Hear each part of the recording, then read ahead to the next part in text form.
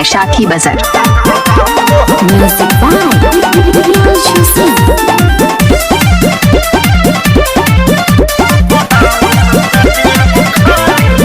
Hello hello मेरे बाबू, तुम्हें बता दूं कि हूँ लोन लेके फोन। यहाँ सब स्टॉप है, दुकान सारा लॉक है, लगा है यहाँ रेड जोन।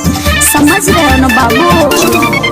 हेलो हेलो मेरे बाबू, तुम्हें बता दूं कि हूँ लोन लेके फोन। यहाँ सब स्टॉप है, दुकान सारा लॉक है, लगा है यहाँ रेड जोन। मम्मी करी है मामा से बतिया, सुना सुना जरूरी हाली बा। हेलो बाबू, रिचार्ज कर दो ना, मेरा पैक खत्म हो गया है।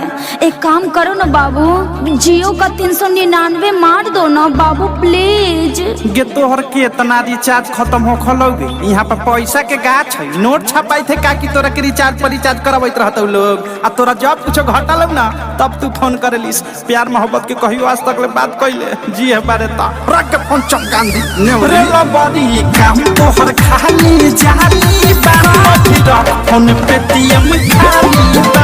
रे लबड़ी काम तोहर खाली जाली बा, लॉकडाउन में पेटीएम खाली बा। सोनू मोबाइल बैशाखी बाजार।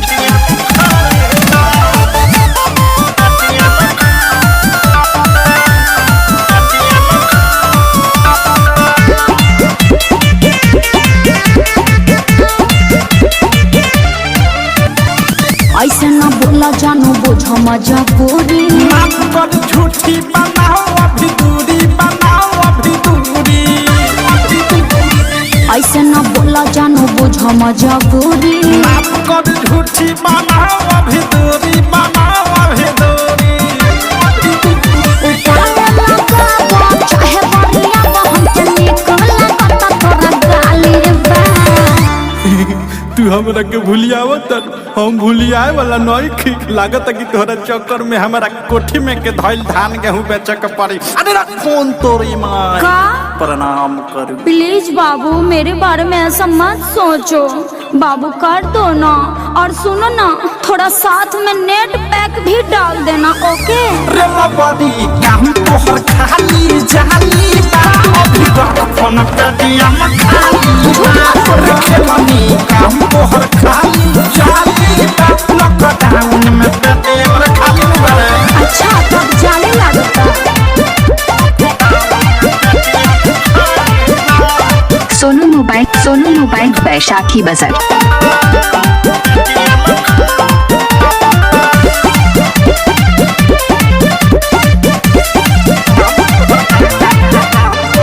करते हो प्यार यदि बात नहीं टालो। दू दिन से नेट पैक डालो रे, नेट पैक डालो प्लीज ना। करते हो प्यार यदि बात नहीं टालो। दू दिन से नेट पैक डालो रे, नेट पैक डालो। प्रिया मधुस हो पूरा पानी गैस, प्रिया सोनू राग का दलाली बा।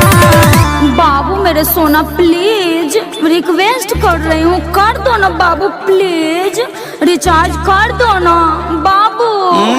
लागत कि तोहरा चक्कर में अब हमारा भिखारी बने के पड़ी। एगो तो लॉकडाउन में देखत रु कि 1 महीना से फाटल जमा पहला बनी, तोहरा के रिचार्ज कहाँ से करी रे? रख फोन दिमाग में चार ठमा। रे लबड़ी काम तोहर खाली जाली बा, अभी रख फोन पेटीएम खाली बा।